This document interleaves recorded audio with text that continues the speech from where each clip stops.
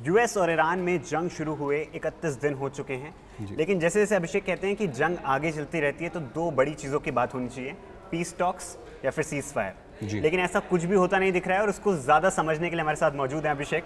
आज हमने टॉपिक लिया है ईरान में उतरी अमेरिकी सेना, यूएस ईरान वॉर पर सबसे बड़ा अपडेट। जी तो अभिषेक, सबसे पहले हमारे दर्शकों को समझाइए कि क्यों ये युद्ध रुकने का नाम नहीं ले रहा। जी विशाल, बिल्कुल सही बोला आपने। जहां बात हो रही थी पीस टॉक्स की और जहां बात हो रही थी कि मीडिएशन कराया जा सकता है, वहीं पर अब ऐसा लग रहा है कि आग और ज़्यादा बढ़ती जा रही है। अब अमेरिका, जो ट्रंप ने पिछले 3-4 दिन में, मैं आपको बताऊंगा कि अलग अलग स्टेटमेंट्स दिए हैं, जिसमें कि पहला स्टेटमेंट ये था कि हम ईरान के साथ बात कर रहे हैं। उन्होंने ये भी बोला था कि एक पॉज भी लिया जा सकता है और उसके बाद सीज फायर भी हो सकता है। लेकिन अगले ही दिन ट्रंप स्ट्रेट ऑफ हॉर्मुज को स्ट्रेट ऑफ ट्रंप बोल देते हैं और आईआरजीसी को और ज़्यादा रिटेलिएशन भी किया गया है आईआरजीसी की तरफ से। नेवल कमांडर भी मारे गए आईआरजीसी के आज से ठीक 3 दिन पहले अभिषेक, और वहां पे बात ये हो रही थी कि 5 डे का पॉज होगा। जी, उसके बाद ट्रंप के और भी ऐसे बैक टू बैक बयान आते हैं जिससे ये समझ में आ रहा था कि क्लियरली अब यहाँ से सीज फायर का जो मौका है वो हाथ से निकल चुका। अब इसके बाद ऐसा लग रहा है कि आग और ज़्यादा भड़केगी और कहीं ना कहीं ट्रंप ने उस बटन के बारे में भी बात करी। कौन सा बटन? Nuclear button. ट्रंप ने कई बार बोल दिया है कि हमारे हाथ में वो बटन है and there is nothing we can press the button and it will be over. तो ट्रंप जब बोल रहे हैं कि एक हफ्ता और ये वॉर खिंच सकती है, बटन की बात कर रहे हैं। हमारे प्रधानमंत्री ने भी बोल दिया था कि कोविड जैसी सिचुएशन, तो कहीं ना कहीं आप लोगों को या फिर जो भी सब देख रहा है दिमाग में ये बैठा लेना चाहिए कि ये युद्ध अभी खत्म होने नहीं वाला है। बहुत सारे अंदेशे, हिंट्स ऐसे आ रहे हैं कि युद्ध अभी लंबा खिंच सकता है। अभिषेक, हम दर्शकों को बताना चाहेंगे मेजर मिलिट्री डेवलपमेंट्स की अगर हम बात करें पिछले 24 घंटों में और पिछले 2 से 4 दिनों में जो बड़ी अपडेट्स हैं वो हम अपने दर्शकों को बताना चाहेंगे।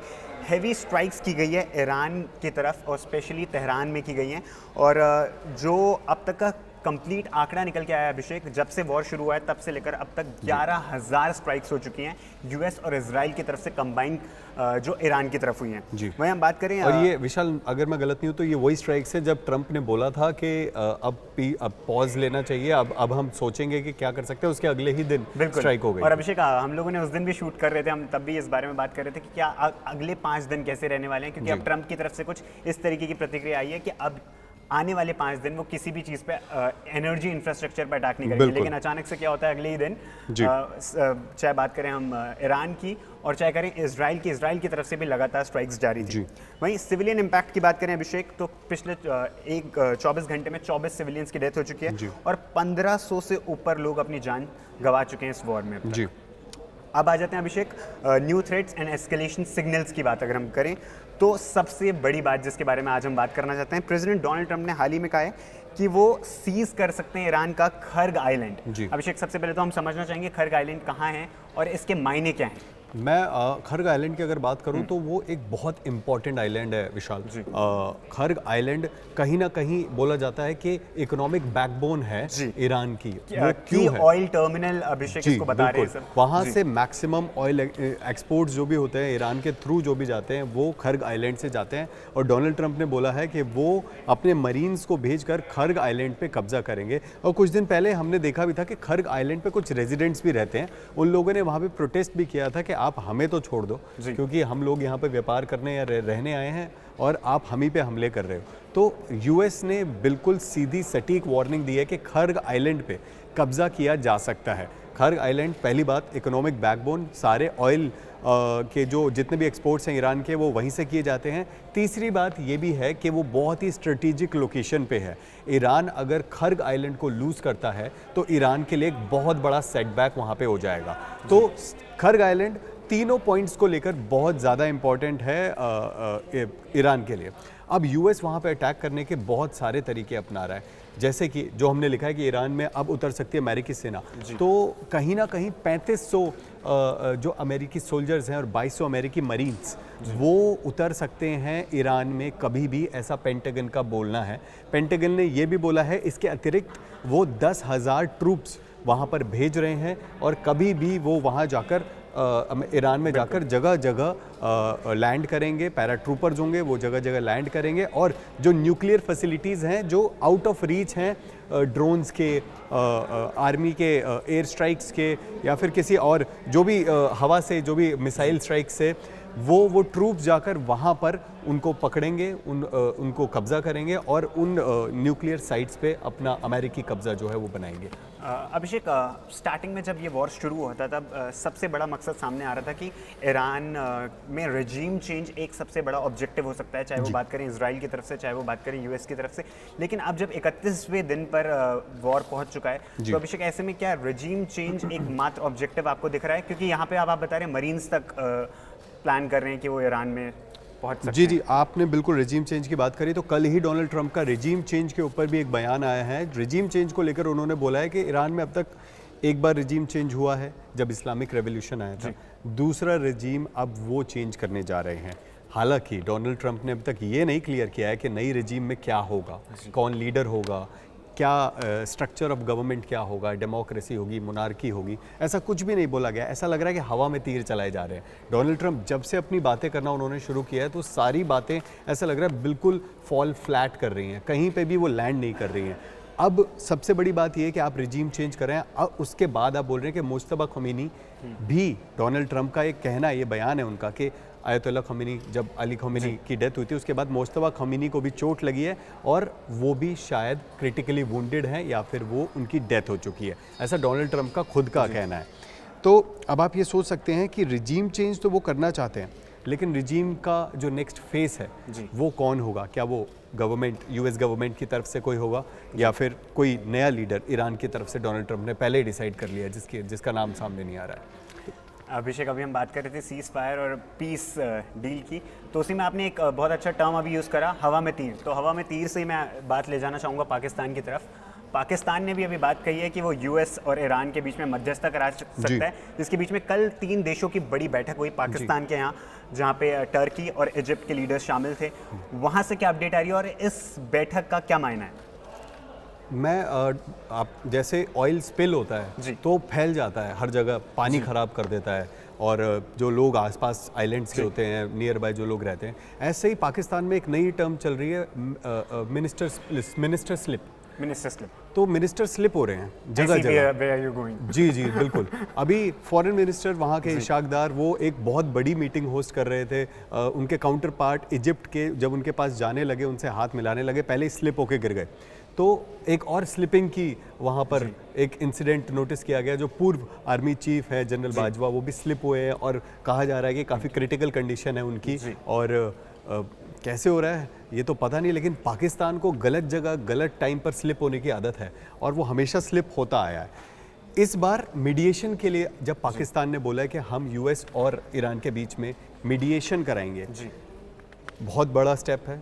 पाकिस्तान, हालांकि यूएस कैसे बिलीव कर लेता है उनकी बातों पे, ये तो अपने आप में ही सोचने की बात है। अभिषेक, ईरान ने अब तक इसको बिल्कुल भी सीरियसली नहीं लिया और ईरान की तरफ से कुछ भी पॉजिटिव रिस्पांस पाकिस्तान के लिए नहीं आया कि वो इस मध्यस्थता की जो टॉक्स हो रही हैं उसको कितना वो सीरियस लेना चाहते हैं। और उसके बाद मैं ये भी समझना चाहता हूँ कि इजिप्ट, पाकिस्तान ने इजिप्ट को बुलाया और दूसरा टर्की को बुलाया, उनका कितना इंपॉर्टेंस है इस पूरे मिडिल ईस्ट के रीजन में? देखिए, टर्की का शुरू से ही कुछ ना कुछ रोल है और टर्की एंटी अमेरिका एजेंडा चलाता है, ये सभी को पता है। तो ईरान कहीं ना कहीं टर्की की तरफ थोड़ा बहुत अलाइंड है, बट अगर टर्की मीडिएशन कराने आता है तो कहीं ना कहीं बात आगे बढ़ सकती है। बट पाकिस्तान तो कहीं पे भी नहीं है, दूर दूर तक कहीं नहीं है। मैं आपको एक छोटा सा ट्रायो बता दूंगा, आप कहोगे कि शायद यही एक बड़ा पॉइंट है साबित करने के लिए। पाकिस्तान ने डिफेंस पैक्ट साइन किया सऊदी अरेबिया के साथ, जिसमें कि जब उनका युद्ध होगा तो पाकिस्तान अपने सैनिक वहाँ पर भेजेगा और लड़ाई करेगा।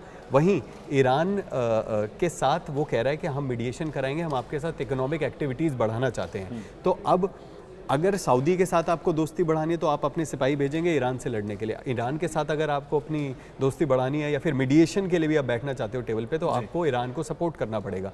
तो आप तो बीच में फंस गए हो, आप एकदम थिन वायर पे चल रहे हो। तो पाकिस्तान को इस समय मतलब उनकी एकदम फेल्ड फॉरेन पॉलिसी का एक बहुत बड़ा एग्जाम्पल पाकिस्तान है। फिर भी डोनाल्ड ट्रंप ने अगर उनको चूज़ किया है तो कहीं ना कहीं ईरान को पहले ही पता है कि अपनी टर्म्स वो पाकिस्तान के थ्रू कहलवाना चाहता है। और ईरान ने पहले ही 15 पॉइंट पीस प्लान जो था अमेरिका का वो कैंसिल कर दिया, वो रिजेक्ट कर दिया। तो पाकिस्तान का होना ना होना एक ही बराबर है। बिल्कुल, आपने, मैंने बताया ना उससे जस्ट पहले आपने एक टर्म यूज़ करा था हवा में तीर। तो अगर पाकिस्तान का इस पूरी इस पूरे कॉन्टेक्स्ट में अगर उनका रोल देखे तो मुझे लगता है वो हवा में तीर जैसा दिख रहा है अभिषेक। बिल्कुल विशाल। तो सो फार ये बड़ी अपडेट्स अभिषेक। विशाल, एक दो बातें और भी हैं जो मैं बताना चाहूँगा। जैसे अभी बोल रहा है कि ईरान भी रिटेलिएशन कर रहा है, और ईरान में ग्राउंड इन्वेजन, ये जैसे ज़मीन पे उतरती है सेना, तो कितना आसान होगा या कितना मुश्किल होगा ये जानना ज़्यादा ज़रूरी है। बिल्कुल, तो इसके लिए भी हम एक वीडियो भी बना रहे हैं, और वो वीडियो हमारे चैनल पे आप लोग देख पाएंगे। लेकिन एक छोटा छोटा बारीक अगर मैं आप लोगों को बताऊं तो अमेरिका के लिए बिल्कुल भी आसान नहीं होगा। IRGC के मेन हब में आप ईरान में उतर रहे हो, वहाँ पे चप्पे चप्पे पे IRGC के सैनिक होते हैं, और हर इंस्टीट्यूशन में, हर हॉस्पिटल्स में, हर सोसाइटी में वहाँ पे एक IRGC का चीफ होता है, एक हेड होता है जो उस एरिया को गाइड करता है या फिर वो सिक्योरिटी वहाँ पे देखता है। हालांकि मैं आपको बताऊं, IRGC के टोटल 1,90,000 प्लस आर्मी के सैनिक हैं। अमेरिका के अटैक के बाद बोला जा रहा है कि 5 से 7 हज़ार सैनिक हद से हद जो है वो शहीद हो चुके हैं वहाँ, उन लोगों के लिए मारे गए हैं जो। अब ये 1,80,000 1,85,000 सैनिक जो हैं, प्लस ऐसा बोला भी जाता है कि वहाँ पे जो सिविलियंस हैं वो भी आर्म ऑफ IRGC की तरह एक्ट करते हैं। तो अगर अमेरिकी सेना उतरती है, अमेरिकी सेना को कितना समय लगेगा, उनको क्या क्या क्योंकि पहले अफगानिस्तान में भी उन्होंने उतर के देख लिया, इराक में भी उतर के देख लिया, मुँह की खानी पड़ी और वापस जाना पड़ा। अगर अमेरिकी सेना उतरती है तो ये युद्ध बहुत लंबा चल सकता है, और दुनिया की गर्दन स्ट्रेट ऑफ हॉर्मूज ईरान के हाथ में है। तो ऑयल प्राइसेस ऑलरेडी $110 प्रति बैरल पर जा चुके हैं। रशिया ने पेट्रोल को एक्सपोर्ट करने से मना कर दिया है, जो कि एक बहुत बहुत बड़ा इशू है यूरोपियन कंट्रीज़ के लिए और अफ्रीकन कंट्रीज़ के लिए भी। इंडिया क्रूड ऑयल लेता है तो इंडिया के लिए इतना बड़ा इशू नहीं होगा, लेकिन हाँ अभी भी बोला जा रहा है कि इश्यूज तो हो सकते हैं। इंडिया ने अभी रिसेंटली अपने एक पोस्ट में बताया भी था कि हमारे पास 60 से 70 दिन का जो रिजर्व है, जी 60 से 70 दिन का रिजर्व है। स्ट्रेटेजिक रिजर्व अलग है, लेकिन जो हमारे पास ऑयल रिजर्व है 60 से 70 दिन का है, और जो कंपनीज के पास है वो एक अलग है। जी बिल्कुल। तो ये जो सारी हिंट्स हैं आप ले सकते हैं कि अगर ग्राउंड इन्वेजन शुरू हो जाता है, तो अमेरिका ने पहले भी ग्राउंड इन्वेजन किए जो कभी भी सफल नहीं हुए हैं, तो ये भी एक असफल प्रयास होगा, पर उस प्रयास में पूरी दुनिया को सफ़र करना पड़ेगा, जो कि कर रहे हैं, ऑलरेडी कर रहे हैं। लेकिन वो जो आगे सफ़र होगा वो कोरोना काल से भी बदतर हो सकता है हर दुनिया के कोने के लिए। हम भारत के परिप्रेक्ष्य में बात करें तो भारत प्रधानमंत्री नरेंद्र मोदी ने हाल ही में सभी सीएम्स के साथ बैठक करी है, और उसके साथ देश की जनता से भी सीधा संवाद करने की कोशिश करी, और सबको बताया है कि जैसे कि आप बात कर रहे थे ऑयल रिजर्व्स की बात कर रहे हैं, बट लेकिन उन्होंने इस चीज़ के लिए आगाह किया कि ये युद्ध काफ़ी लंबे दिनों तक चलने वाला है, और इसके लिए देश को हर तरीके से तैयार रहना। विशाल, अगर कोई भी किसी भी देश का प्रधानमंत्री, खास तौर पर भारत जैसे देश का जो इतना विशाल देश है, फास्टेस्ट ग्रोइंग इकोनॉमी है, और अगर वहाँ हमारे प्रधानमंत्री आके अगर कोरोना जैसे शब्द का इस्तेमाल बहुत आसानी से नहीं किया जाता, वो अगर किया गया है तो लोगों को तैयार होने की ज़रूरत है। साफ सीधी ये बात है, और ये सरकार की तरफ से आ रहा है, तो आप लोगों को पैनिक ना करके अपनी प्रिपरेशन करने की ज़्यादा ज़रूरत है। तो ये तमाम अपडेट्स थी जो हमने आपको दे रहे हैं लगातार US ईरान इजराइल वॉर पे। ऐसी तमाम अपडेट्स के लिए हमारे साथ जुड़े रहिए।